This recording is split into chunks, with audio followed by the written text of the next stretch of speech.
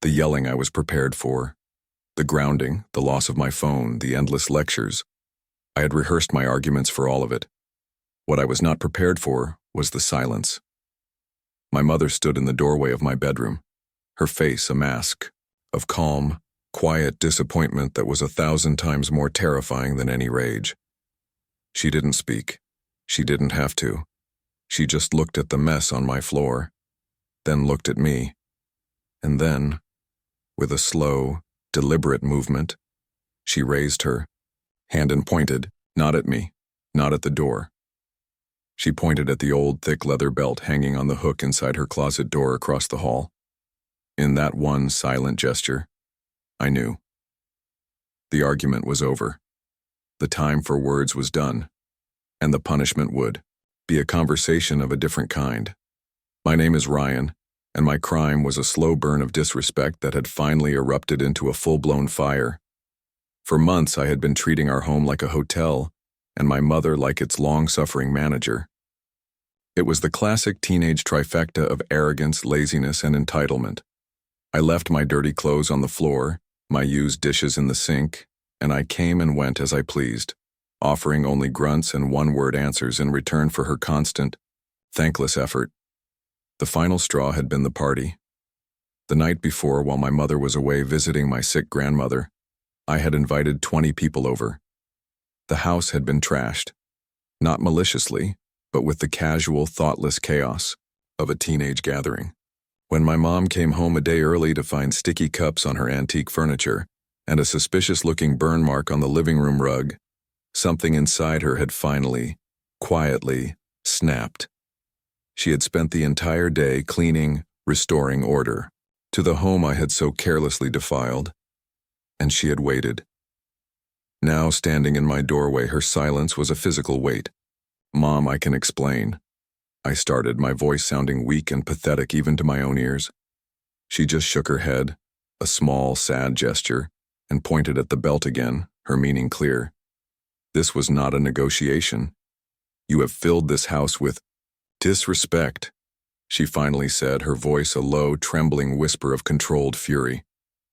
"You have treated my work, my home, my love, like it is worthless. That is a deep and profound sickness of the spirit, Ryan, and it must be cleansed." She led me not to the living room, but to the basement. It was a cold, unfinished space with concrete walls and a single bare light bulb hanging from a wire, casting long, monstrous shadows. In the center of the room was my father's old, sturdy workbench. "He used to tell me," she said, her voice echoing, slightly in the cold, dead air, "that some mistakes are so deep they have to be felt, not just heard. He said they leave a stain on the soul, and that the only way to remove the stain is with a sharp, clear consequence." She went back upstairs, and when she returned, she was holding the belt. It was my grandfather's, an old, thick strap of dark, almost black leather, its silver buckle tarnished with age. It felt like a relic from a forgotten, stricter world. "This is not about anger," she said, her voice taking on a strange, almost ritualistic quality.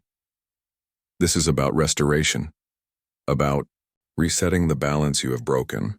Bend over the workbench." My heart hammered against my ribs. This was real. This was happening. With tears of fear and shame welling in my eyes, I did as I was told. I bent over the workbench, my hands gripping its rough, splintered edge until my knuckles were white. The first strike of the belt was a shocking, fiery explosion of pain. It landed with a loud, sharp whack that seemed to echo in the cavernous basement. I cried out, a sharp, involuntary yelp.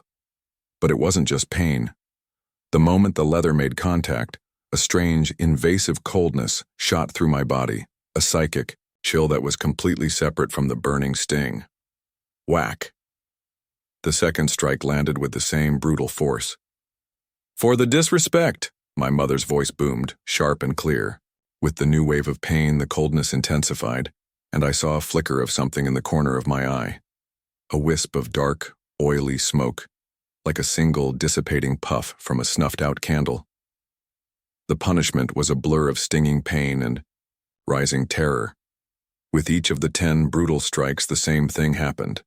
The hot, real pain of the spanking, and then the cold, supernatural chill, followed by another wisp of black smoke that would appear and then vanish.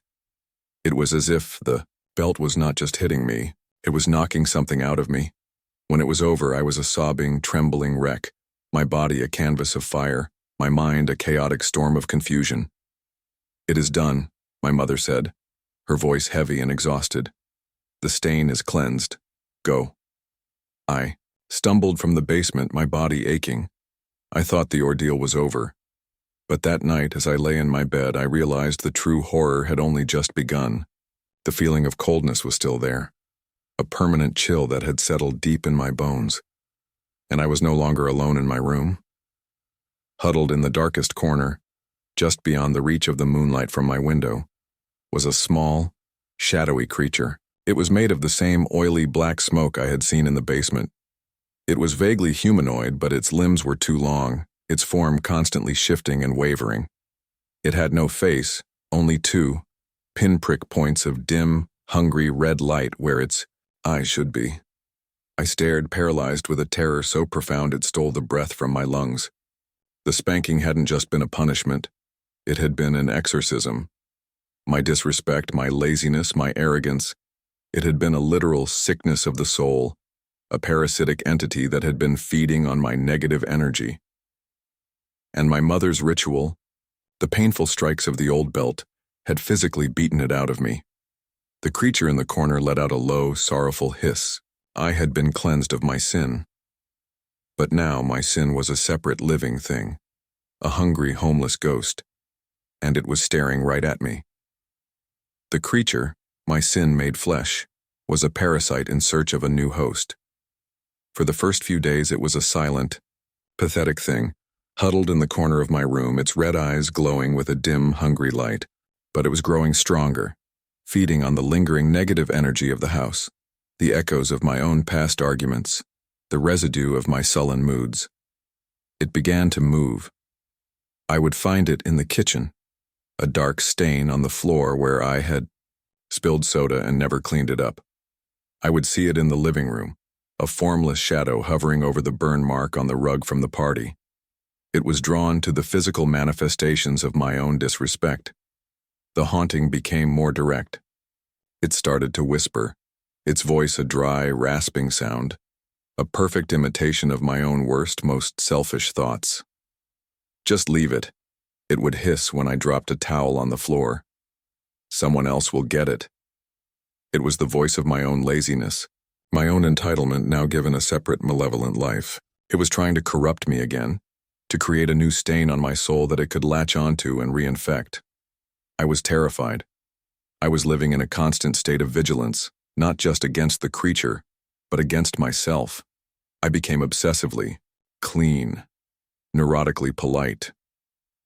I couldn't afford a single negative thought, a single lazy impulse, for fear that it would give the creature the foothold it needed to reclaim me. I was a prisoner in a self-imposed cage of perfect behavior. I knew I couldn't live like this. I had to tell my mother.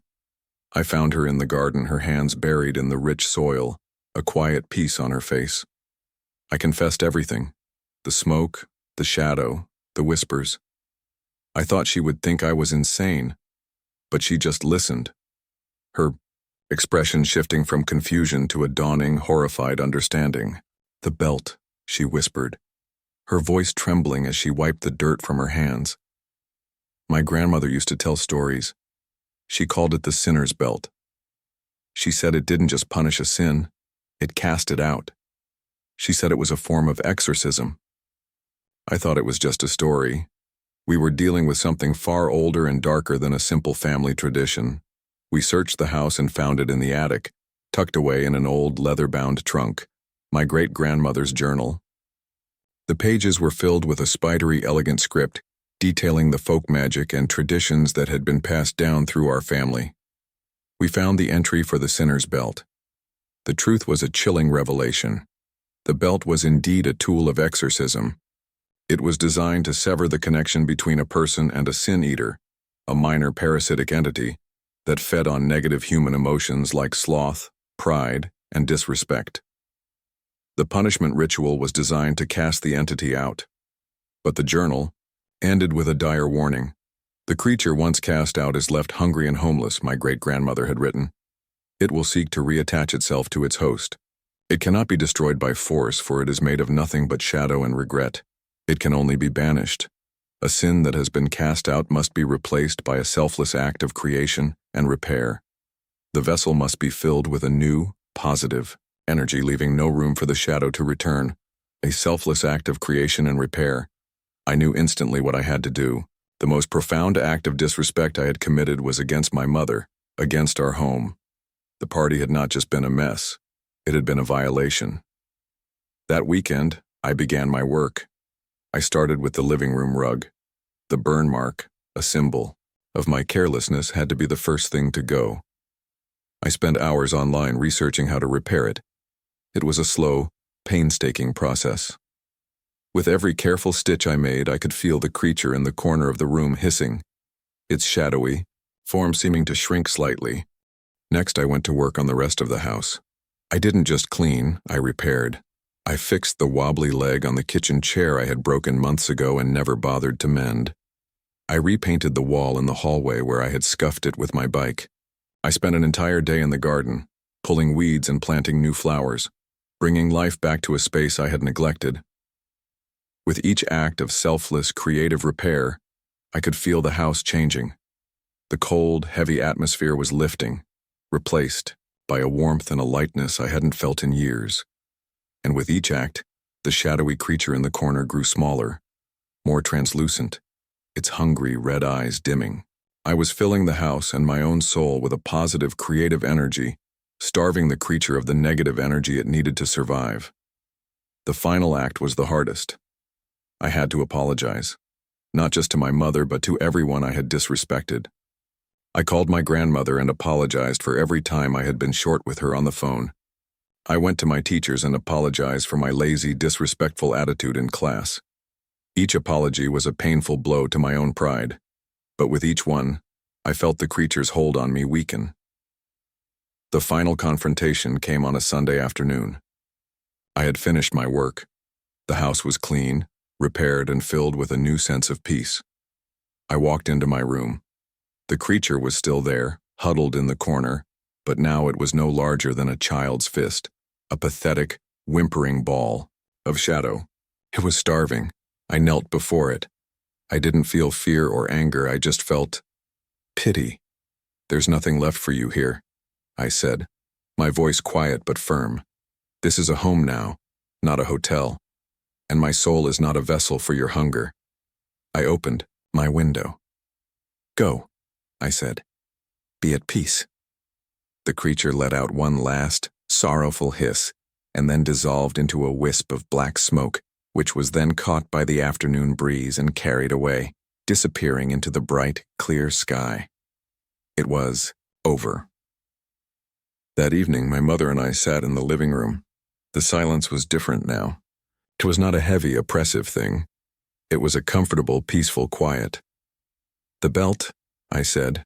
"We have to destroy it." She nodded. We took the old, dark leather strap to the fireplace. We watched as the flames consumed it, turning a dark, dangerous family tradition into harmless ash. My mother hadn't just spoken. She had acted. And in doing so, she had not just punished me. She had saved me. I had been cleansed of a sickness I didn't even know I had. And in the long, difficult process of repair, I had learned a lesson far deeper than any simple spanking could have taught me. I had learned that the only way to truly banish the shadows is to fill your life with so much light that there is simply no room for them to exist.